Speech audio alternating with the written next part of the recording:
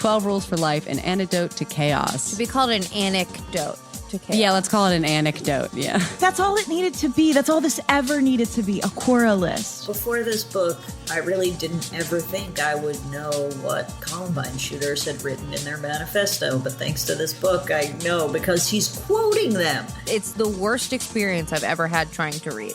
It reminded me of a Simpsons joke, which is there's like a self-help video called Get Confident, Stupid.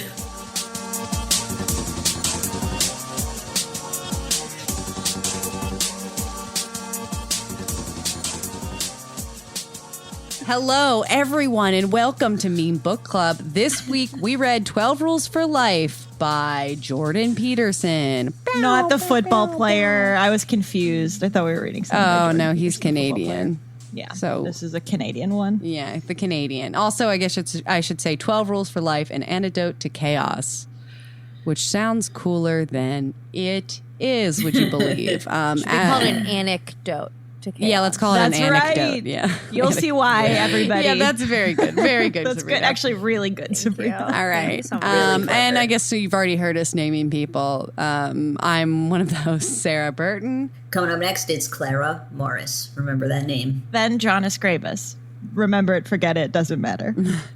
Confidence, John. Sabrina B. Jordan. I don't have to tell you what to do. Yeah, and we are the Meme Book Club. We read books that are New York Times bestsellers that we're like, why were they? And so we read them and we whine about them. This is a very exciting season. As you know, we've been doing fan recs all this season. Sabrina, you want to tell us about why we're reading this lovely novel?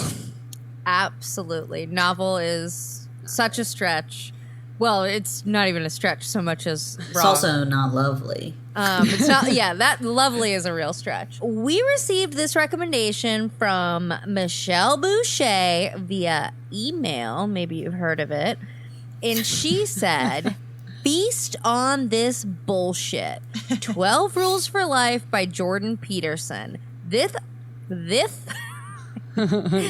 author is a Canadian psychologist with a pretty large social media following, sharing his alt-right BS. He has promoted an all-meat diet, said he was awake for a month straight, thinks separating gender and sex is, quote, radically politically correct thinking, and says feminists support Muslims because they have an, quote, unconscious wish for brutal male domination. Sick 'em, ladies. Michelle, a proud Canadian who does not claim this fool. All right. Thank you, Michelle. But also, we hate you, Michelle. This was so painful. This is to the read. worst experience This was a I've very ever unpleasant had. read. And we even talked about it because I think none of us wanted to buy this one. We were like, I don't think morally we can buy this one. But Claire, you want to talk about how we read it? My partner pirated an audiobook for us. Thank him for that. So we stole it. Okay, I want to emphasize that I did not and have never and would never do that. What did you do? Well, I think it's cool because we're robbing a bad person. Yeah, you it's should totally understand, Sabrina. It's cool because it's a theft. Yeah, let's smoke some cigarettes. I got a copy of this from the library. I actually had an audiobook and a regular book. Maybe the audiobook was on YouTube, but I don't see that as pirating. And I listened to it. I couldn't listen to it. I couldn't read it. I couldn't listen to it.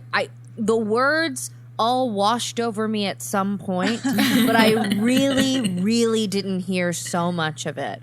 And It's so weird. tried. Sabrina, this is your genre, the self-help genre. No. Yeah, you love this shit. you love it. I got a text from one of our friends that listened and said, can't wait to find out that Sabrina fucking loves 12 Rules of Life somehow.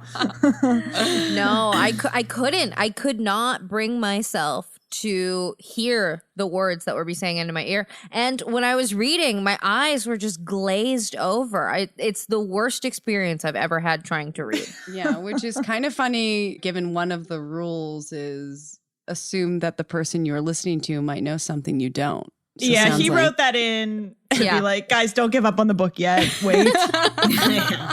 Well, he should have put it a lot earlier. Yeah.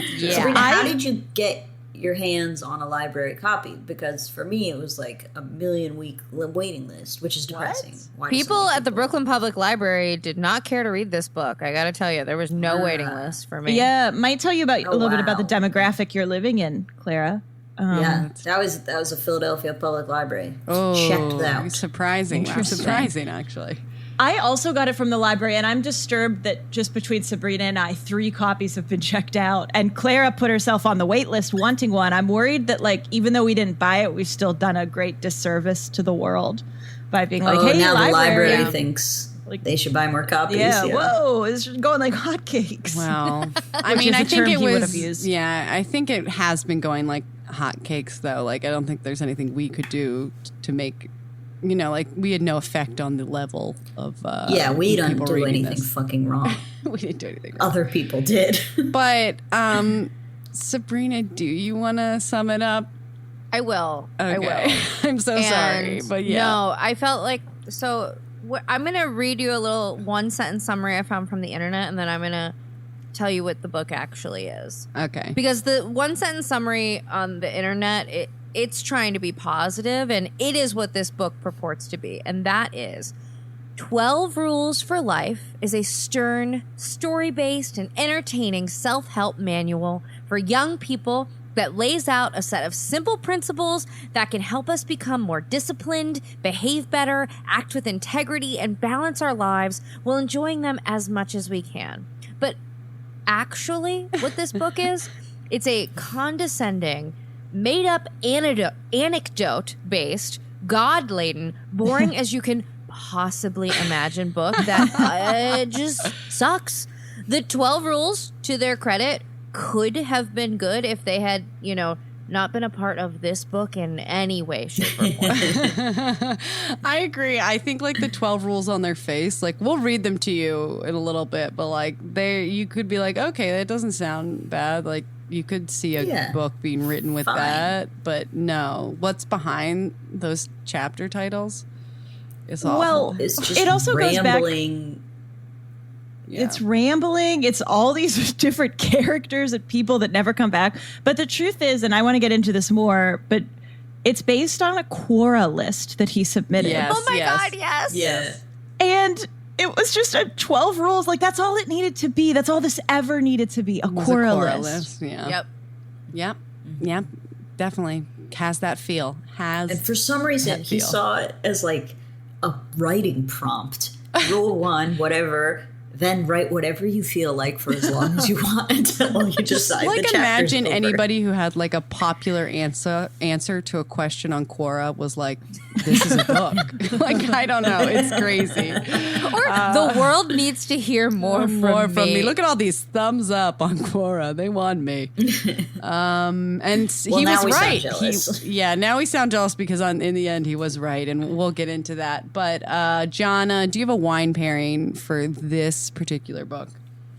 Yes, I do. I wrote it out here for you because if you're giving a wine pairing for a Jordan Peterson book, you can't just say the pairing. Okay. When I was a kid, I had this friend. Let's call him Crip. Now, Crip has a dad, Stam, who worked in an indigenous coal mine. Now, subsequently, Crip and his dad, Stam, lived in a different socioeconomic bracket than I did, which was a country club. Crip got a tattoo of a pelican in college and subsequently killed himself some years later of a Ritalin overdose in a place we called the Elephant Graveyard. Crip's dad drank Heineken. So Heineken, yeah. Oh, yeah. Sorry, Yeah. Heineken. No, that was Wait, that was wonderful. So was this fan fiction on the book, or was this something he actually wrote? This is my can't fan tell. fiction. It is like a little bit. I mean, it's so similar to some stuff he wrote. It's incredible, Yeah. honestly. All right, Really good. great It job. was always Really just like good. somebody's name too. It was just like vaguely hidden. Like instead of Chris, he'd change one letter. It's like we know he's like names change to protect privacy. It's like I think we know. All right, guys, we have so much to talk about with this book. Before we go to break, I want to just say, this book has actually been talked about. There's a lot of like retorts and breakdowns of it you can find on the internet. People talking about the philosophy or like his opinions on everything from like feminism to kids to parent. He does so many topics in here. And so it makes so many people mad. And yeah, it made us mad, but we're not going to be in the weeds with, philosophy or anything. This is going to be our take. It's going to be from normal people who read this book and, wanted to die from or it. tried to read this book. Yeah, tried to read So the book. get pretty excited. It's going to be fun, all right? If you're mad, we're going to make it fun for you, all right? So we'll be right back after this commercial break.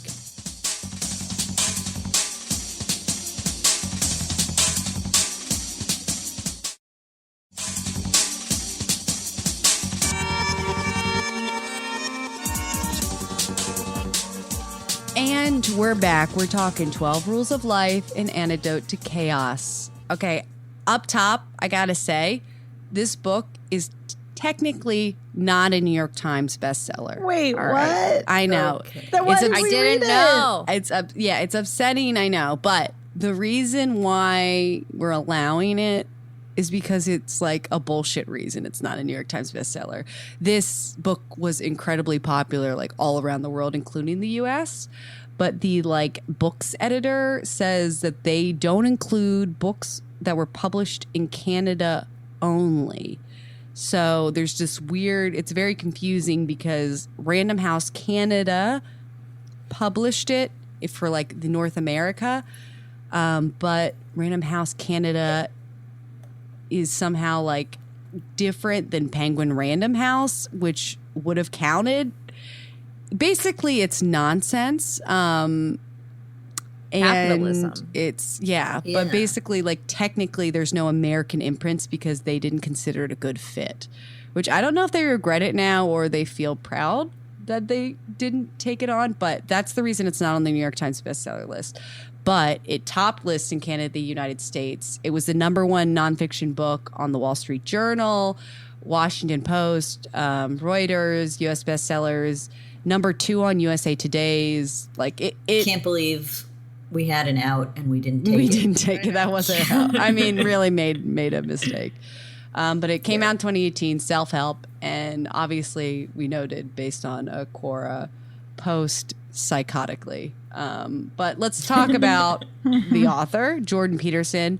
He is a Canadian clinical psychologist. He was born in Alberta. Parents were librarian and school teacher. He's gotten his degrees from University of Alberta. He has a PhD in clinical psychology from McGill University. He spent a lot of time in the 90s teaching as like assistant associate professor at Harvard. He's got a kid. He's got a daughter and a son, which he does talk about in the book, so we won't go into that. He gets very big social media following. Quora following one, but he loves YouTube. He's got like over 3.4 million subscribers on Jordan Peterson videos. He also has a podcast. And a lot of his popularity has come from like his more controversial views, some of which are in the book. One of them, actually in the intro, I feel like he refers to them, but it's just like, I'm not going to get into it. But then you're like, okay, well, I need to know what it was. I know. Could you get into it? At least that would be interesting. Feel something, So in 2016, I'd rather be mad than bored. Yeah, so this is what he was referring to. In 2016, he released a bunch of YouTube videos that were criticizing a Canadian human rights act, where they were going to introduce gender identity and expression as grounds for discrimination. And he got mad because he said that the bill would make use of certain gender pronouns compelled speech, and so thought it was like political correctness, blah, blah, blah, even though it has nothing to do with, it's not like a free speech issue, it's a discrimination issue. So he was just wrong. But That's the kind of guy we're dealing with. All right, that's where we're starting from. What a gem. Yeah, what a gem of a guy. What a gem. But he is. It's like, can't you go down another Cora rabbit hole? Right. So you Keep can't making your get-